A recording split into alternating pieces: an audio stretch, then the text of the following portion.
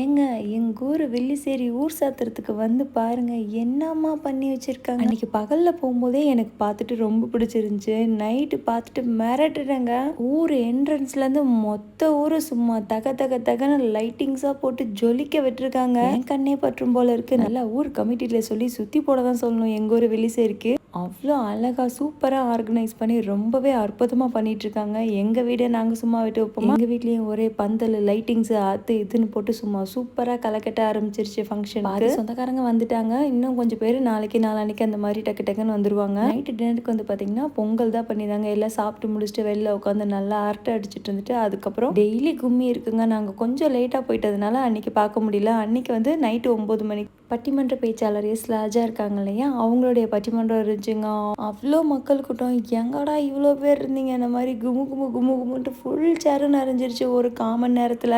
ராஜா ஐயாவை பற்றி சொல்லவா வேணும். அவர் பேசுகிற பேச்சு நம்ம டிவிலேயே அவ்வளோ மெய்மறந்து பார்ப்போம். நேரில் நல்லா பேசினாங்க. பட்டிமன்றத்தோட தலைப்பு தாங்க செம காமெடியாக இருந்துச்சு. சிக்கனத்திலும் சேமிப்பிலும் சிறந்தது கணவன் மனைவியான்னு சொல்லிட்டு ரொம்பவே தெளிவாக விளக்கிட்டாங்க. கணவனோட டியூட்டி என்னது, மனைவியோட டியூட்டி என்னதுன்னு சொல்லிட்டு. 2 பேரும் வந்து ரொம்ப இம்பார்ட்டன். ஒரு ஃபேமிலிங்கிறத வந்து அவங்க 2 பேரும் இல்லாமல் இன்கம்ப்ளீட் ஆகாதுன்னு சொல்லிட்டு அவ்வளோ நல்லா சொல்லியிருந்தாங்க. வந்திருந்த பேச்சாளர்களுமே ரொம்ப சிறப்பாக பேசியிருந்தாங்க. கடைசியில் எஸ் ராஜா ஐயா அவங்க கூட ஃபோட்டோ எடுத்து வீட்டுக்கு கிளம்பியாச்சு. இந்த வீடியோ உங்க எல்லாருக்கும் பிடிச்சிக்கும்.